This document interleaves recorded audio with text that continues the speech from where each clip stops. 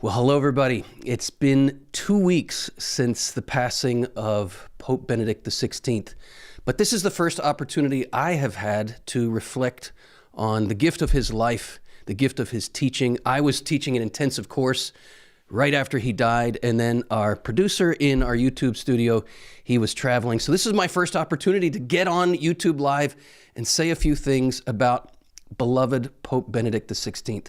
Next to the teaching of St. John Paul II, the teaching of Benedict XVI has had the biggest influence on me theologically. And in all the commentaries over the last couple of weeks that I have thoroughly enjoyed watching, I've watched many of them, there's been a subject that has been sadly overlooked and sadly neglected.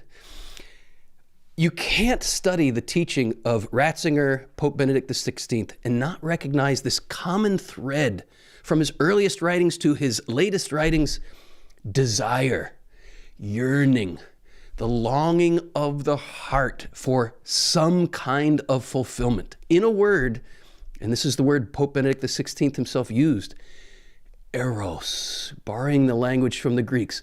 Pope Benedict XVI, over the course of his theological writings, has given us profound meditations on the meaning of that deep longing for infinite love, for infinite joy, and that longing is called eros. When I was looking back after the Pope's death on just what has influenced me most in his writings, I was reminded of a speech he gave November 7th, 2012, which just happened to be my 43rd birthday, November 7th, 2012. And I'd like to share a condensed version of that address that he gave, which really, I believe, takes us to the heart of his reflections on yearning, desire, eros. So let's dive in. This is a condensed version. I have a link in the description to the full address he gave, and you can check that out. I condensed some of the main themes here. The title was The Year of Faith, the Desire for God. Dear brothers and sisters, he says, in a very significant way, the Catechism of the Catholic Church opens precisely with the following consideration. Now, I find this interesting because John Paul II put Ratzinger in charge of the Catechism project. So chances are it was Ratzinger himself who wanted the Catechism to begin right here. Think about it. Of all the things the Catechism could begin with, Part 1, Chapter 1 begins with this, and I quote, "The desire for God is written in the human heart, because man is created by God and for God, and God never ceases to draw man to himself. Only in God will he find the truth and happiness he never stops searching for." The Catechism begins with the reflection on eros, our yearning for infinite love, our yearning for infinite joy, that atomic energy of the soul. It begins with a reflection on desire. Despite all the widespread notions to the contrary, we have to reclaim this truth. Christianity is the religion of yearning. It's the religion of longing. It's the religion of desire, and it gives us the hope that longing we have for love, for union, for happiness, fulfillment, there's an answer to it. There is a banquet that corresponds to the hunger. This is what makes the gospel good news. Pope Benedict XVI goes on, human desire always tends to a certain concrete good of one kind or another, and often anything but spiritual. And yet, it has to face the question, every single one of us has to face the question, what is truly the good? What's the ultimate good that we're looking for? What is it that can possibly satisfy this desire, this ache, this yearning for something we all experience? He goes on, in my first encyclical, God is Love, which is a beautiful meditation on the relationship between eros and agape. Erotic love, sacrificial love, eros, agape. In my first encyclical, God is Love, I sought to analyze how in the experience of human love, man feels overcome by a desire that surpasses him. A desire that even human love that promises this happiness that Pope Benedict in the encyclical says, we all experience this promise of human love as almost irresistible, as if this is what I'm looking for. And yet, honest lovers will recognize that even their love, as beautiful and wonderful as it is, does not reach down into the depths of the satisfaction we're looking for. Although it does give us a little foreshadowing. This is the point that Pope Benedict himself is just about to make. He says, through love, a man and a woman experience in a new way the greatness and beauty of life and of what is real. If what is experienced is not a mere illusion, which of course points to the fact that erotic desire in this fallen world has been misdirected, and sometimes what we call love between a man and a woman is really an illusion. He goes on, if it's experienced as more than just an illusion, the initial ecstasy becomes a pilgrimage towards authentic self-discovery and indeed the discovery of God himself. If we follow eros, those erotic longings from their depth, and we don't give in to the illusion that mere physical gratification at others' expense is what I'm looking for, then erotic longing itself becomes a pilgrimage, he says, towards authentic self-discovery. I will discover my true humanity, and I will discover God through the pilgrimage of eros. He goes on, through this journey, the mystery that human love represents will become more and more defined. So there's a mystery to which human love points. Human love is a foreshadowing of the divine love we're all looking for, which is why the main image the Bible gives us of the heavenly destiny to which we're all headed, indeed, if we say yes to the pilgrimage, the image is that of a marriage, an eternal, consummate union between the divinity of God and our humanity. Indeed, the union of man and woman. If you're familiar with any of our videos here at this channel, the Theology of the Body Institute, you've heard me and our other presenters talk about how the union of man and woman is a sign that points to this infinite glory. This journey, I'll say it again, through this journey, the mystery that human love represents will become more and more defined. The lovers will discover, in fact, that the beloved is not capable of satisfying the desire that dwells in the human heart. We're looking for something more. Every marriage has to go through this, what I would call beautiful but painful disillusionment. We have to be rid of the illusion. We have to be disillusioned, rid of the illusion that this other human being is ultimately what I'm looking for, that this other human being and this love we share is my ultimate happiness and satisfaction. Now, I remember I got married in 1995, and I was already studying John Paul II's Theology of the Body. I was already teaching it, and I already understood the theology that the Bible begins with the marriage of man and woman, but it ends with the marriage of Christ and the church. And the purpose of this marriage was to point us to this marriage. This marriage is the foreshadowing. This marriage, the eternal marriage, is my ultimate fulfillment. Okay, get it, got it, good, let's get married. But Wendy and I were still, in many ways, bent towards one another, expecting the other to take away that ache, that hunger, and that yearning. And it was years into married life that we really had to wrestle with the fact that, the yearning is still there. And that caused in both of us various pains and struggles and why aren't you satisfying me and you need to change. And there's this beautiful freedom that any normal, healthy marriage will reach when we begin to take our heavy hands off one another and stop demanding that the other be perfect. Stop demanding that the other satisfy what only God can satisfy.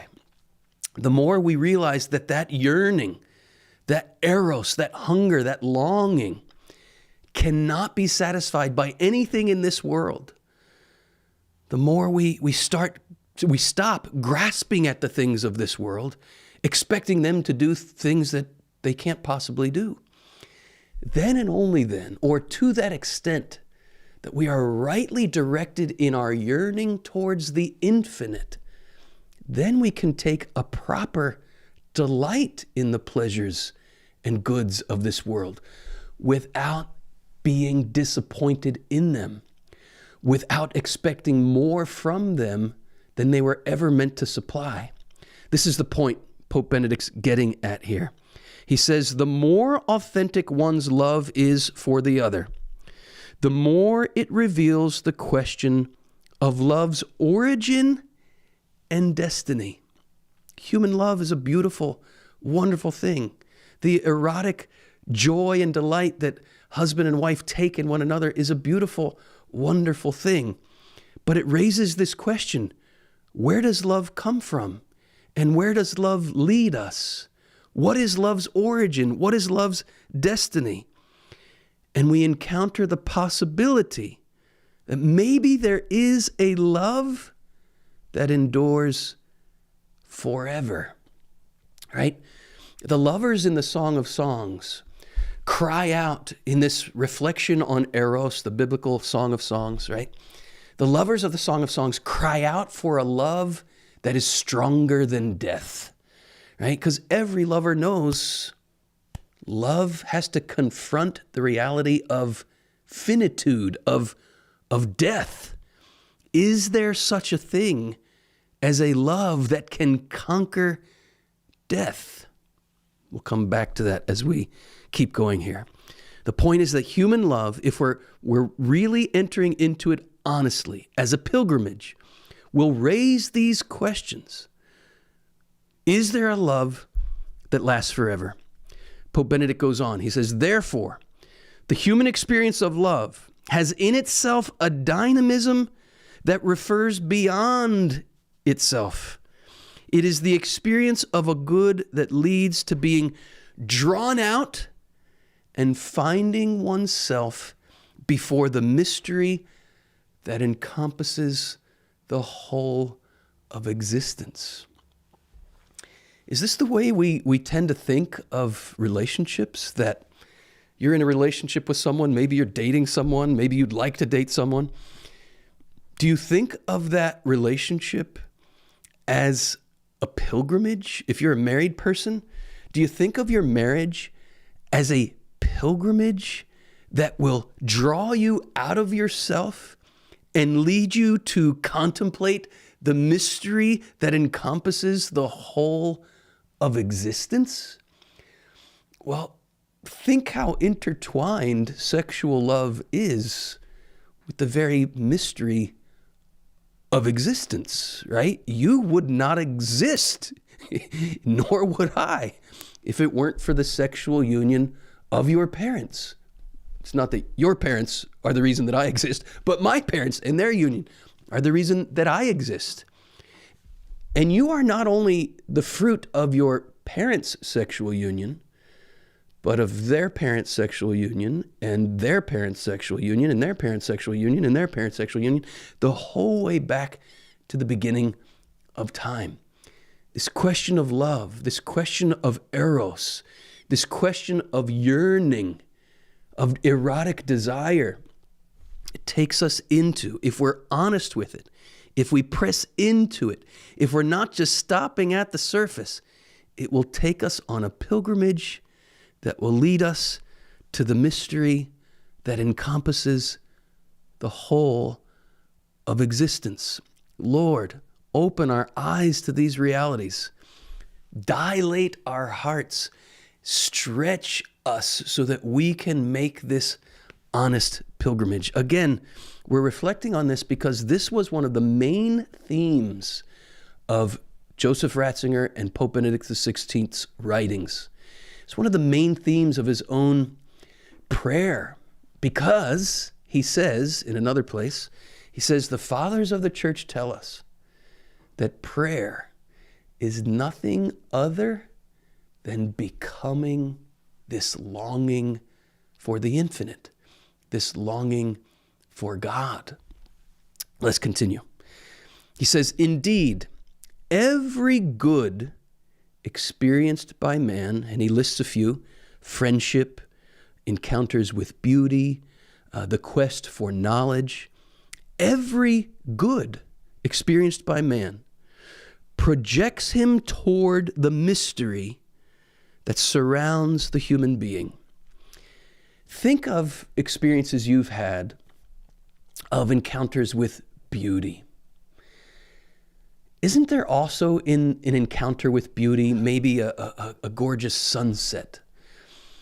Isn't there also a kind of poignant sadness that goes along with it? Because there it is, you're beholding the sunset, there's some kind of hunger awakened in your heart, and there's a certain delight and satisfaction we take in pondering that sunset. But we know in a few passing moments that beauty's gone.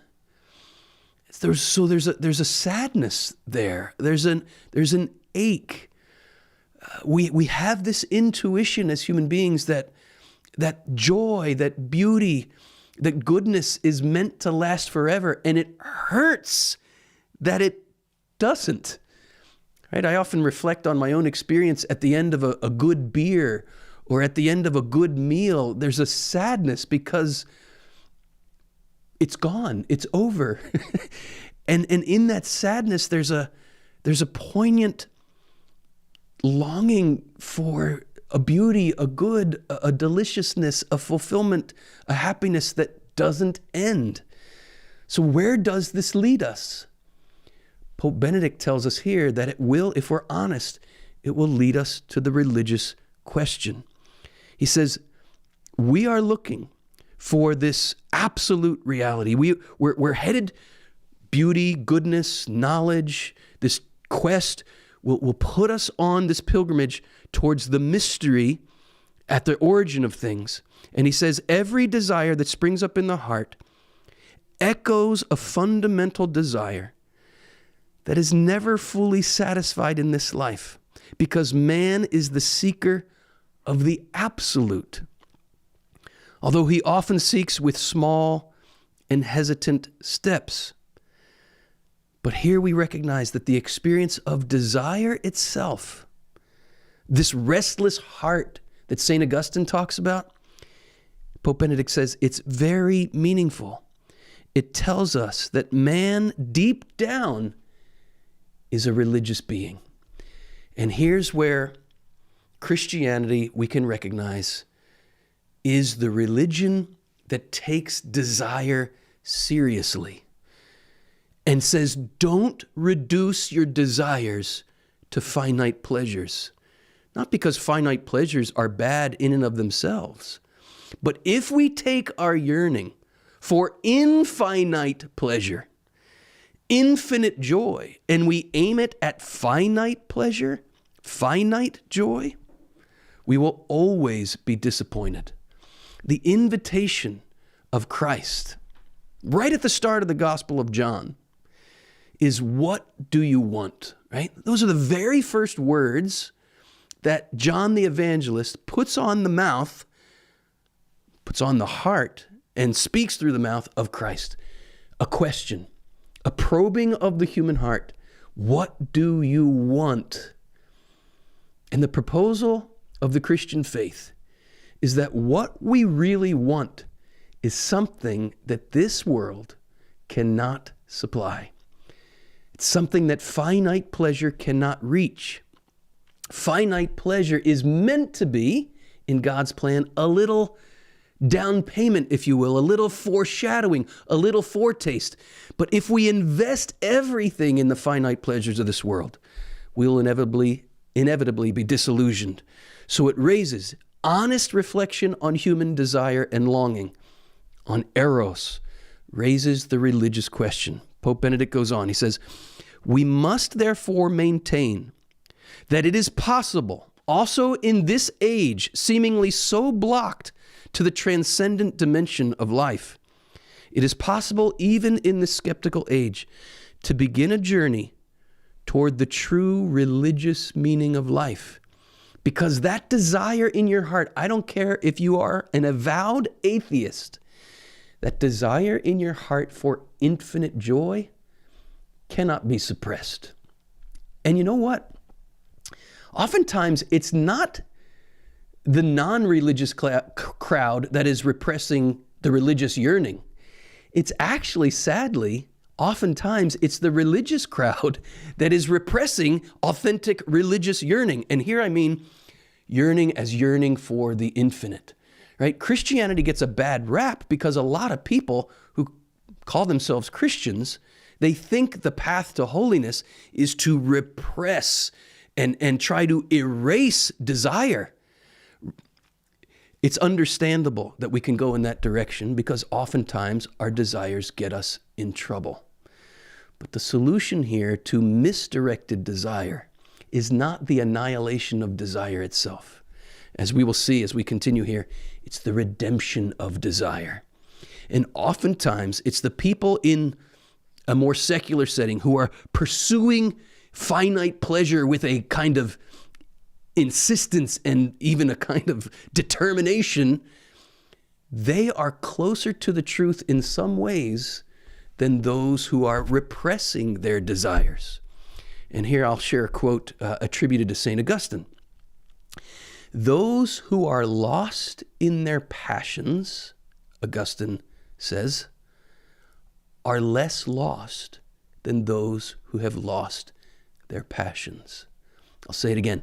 Those who are lost in their passions, those who are determined in pursuing finite pleasures, they're lost in their passions, but they're less lost than those who have lost their passions. Why? Because they're still in touch with their passions. And if they keep going, they will exhaust all of these finite pleasures and realize at the bottom of the barrel, none of them satisfy. And that will bring them to the religious question. Is there something else? Is there something that can really satisfy? So Pope Benedict goes on. Again, he's saying it's possible, even in the skeptical age, to propose this religious meaning of life, right? And this shows, what shows? This yearning we all feel, this yearning for the infinite, shows how the gift of faith is not senseless. It is not irrational. The gift of faith is the response to being honest about our yearnings. One of my favorite definitions of faith, probably my favorite, comes from Pope John Paul II. And he says, faith, in its deepest essence, is the openness of the human heart to God's gift of himself, right? God created us with this desire so that we would open in faith to the gift that God wants to give us, which is his infinite joy. The gift God wants to give us is his infinite ecstasy. Ecstasy understood as the joy of going out of yourself as a gift to another. And what we learn in the Christian faith is that we are called to go out of ourselves also as a gift to others. Where do we see this? Pope John Paul II has helped us to understand. We see this call to go out of ourselves in an ecstatic gift of self to another.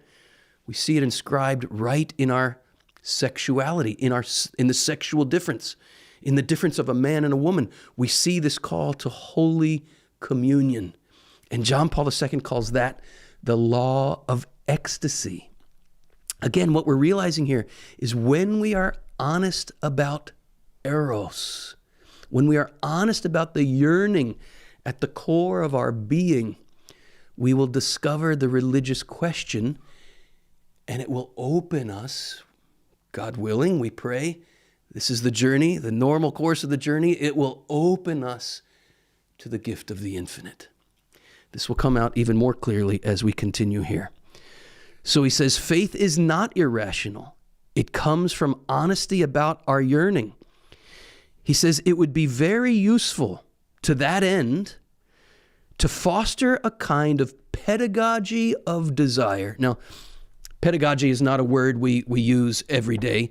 Pedagogy is a fancy word for saying a method of education. We need an ongoing education in and of desire. And he unfolds what this means. He says we should foster a kind of education in desire, a pedagogy of desire, both for the journey of one who does not yet believe, does not have faith, and for the one who has already received the gift of faith. This pedagogy of desire, this education in desire, should cover at least two aspects, he says. Number one, in the first place, we need to discover or rediscover the taste of the authentic joy of life. Not all satisfactions, he observes, have the same effect on us. Some leave a positive aftertaste, able to calm the soul and make us more active and generous. Other pleasures or joys, after the initial delight, disappoint and leave behind a sense of bitterness or emptiness. And we all have had these experiences, right? Certain joys, especially the joy of sacrificing yourself for the good of someone else, which is just another way of saying the joy of authentic love, right? This comes, yes, with self-sacrifice, but it's a satisfaction that leaves a beautiful aftertaste, and it calms the spirit, and it gives us hope in life's goodness. But there are other joys, other pleasures that kind of glitter on the surface, and they're very tempting, and we grasp after them, and we taste a certain delight, but then you kind of get sour stomach afterwards. And you can come to a kind of bitterness or emptiness. I remember for years in my teenage years where I was pursuing just the pleasures of the world. And yeah, there's a certain pleasure. You wouldn't go after these things if they didn't provide a certain pleasure. But it led me to such an emptiness. That emptiness itself became instructive. And it led me to the religious question, right? Instilling in someone from a young age, Pope Benedict says, the taste for true joy, which we find in genuine love of others, in love of knowledge, in good art, in the beauty of nature. He lists these as examples of true joys. He says this taste for true joy produces antibodies that fight the dulling of our humanity and bring out that desire for God of which we are speaking. It's a great image, right? If we get a taste for genuine joy, then this produces a kind of recognition in our system that, oh, that's a false joy. That's a false promise, right? There's a certain glitter to it, but I see through it. Right? It's holding out a false promise, and I'm not falling for it because I've tasted real joy. Right? That's what he's saying. And then he goes to this second aspect that we need in an authentic pedagogy or education in desire. He says a second aspect that goes hand in hand with cultivating true joy is this healthy restlessness that leads us to perceive ever more clearly that no finite thing can satisfy the yearning of the heart. Right? St. Augustine said it best. You've made us for yourself, O Lord, and our hearts are restless till we rest in you. The more we come to terms with that, the more we make peace with the fact that eros, and here I'm quoting Pope John Paul II, the more we make peace with the fact that in this life, eros, erotic longing, that hunger for joy and life and love, eros is ever seeking, but in this life, never satisfied. The more we make peace with that, the more we are freed to take authentic joy in passing pleasures without demanding they be what they can't be. And then all the pleasures of the world, all of them, because God made all of them, are no longer occasions of sin. Pleasures of this world can become occasions of grace, occasions of gratitude, because we see them as so many little foreshadowings of the bliss that awaits us on the other side, right? As we cultivate this proper disposition that nothing in this world can satisfy, and we recognize that restlessness that can only rest in God, in this way, Pope Benedict says, we will learn to strive unarmed. I love that. We let our defenses down, right? Because we don't have to, it's no longer a competition. When we think finite pleasures are what are meant to satisfy us ultimately, well, now it's a competition. Why? Because these pleasures are finite. And if you take it and I don't get it, then you're a competitor of mine or even an enemy, right? Is this not at the origin of human conflict? That we see others as competitors because we don't have our sights on infinite joy, and then we become grubbers of the finite pleasures. But when we have this orientation towards the infinite, we can face this life unarmed. For the good that we cannot build or attain by our own power, we're no longer grasping after goods that we think we can satisfy the desire, right? The goods of this life are good. That's why we call them goods, but they're not our ultimate good, right? Let me read this again because I don't think it came out just right the last time I said it. But in this way, we will learn to strive unarmed for the good that we cannot build, meaning an infinite good. And we will strive for the good that we cannot attain by our own power, right? It has to be given to us as a gift. And we will learn not to be discouraged by the difficulty or the obstacles that come from sin. Well, what is sin? Excuse me. The joys of YouTube Live, you have to clear your throat. What do we mean by sin here? What are the obstacles that come from sin? Sin, properly understood, is misdirected desire, right? This takes us to the very essence of our humanity, Pope Benedict XVI says. He says, at the very essence, this is not from this speech, but this is from his book, Introduction to Christianity, which came out in the 60s. He says, the boundless demands of eros give expression to a basic problem, indeed, the basic problem of human existence. It is this: love demands the infinite, but cannot grant it. This yearning, we claim eternity, but we're included in this world of death, and we have to reckon with the finite. The demand is for a love that lasts forever, for a love that is stronger than death. And right here, we meet the religious question. Is there a love that is stronger than death? And Pope Benedict XVI, as an apostle of the gospel of Jesus Christ, says, yes, there is a love that has conquered death.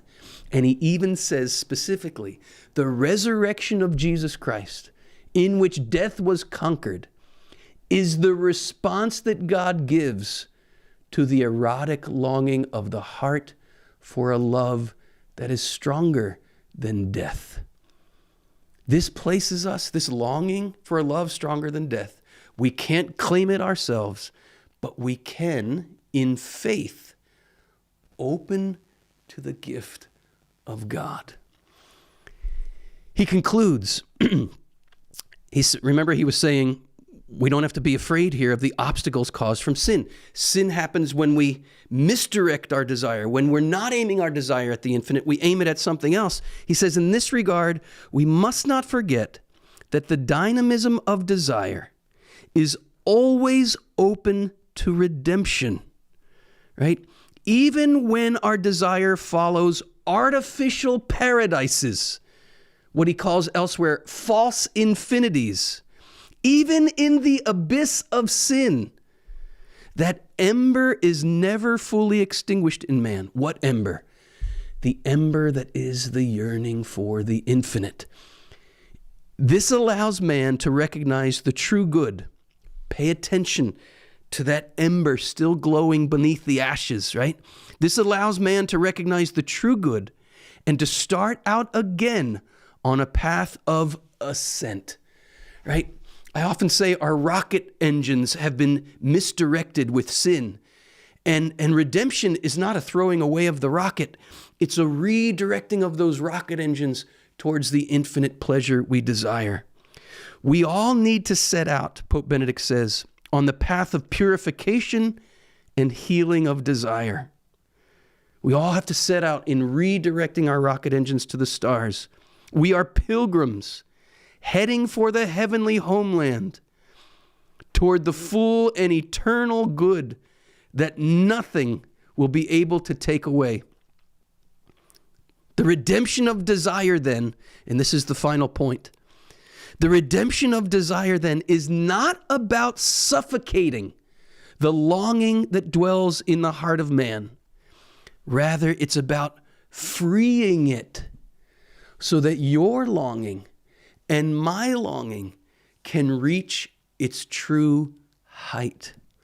What is that true height, my brothers and sisters?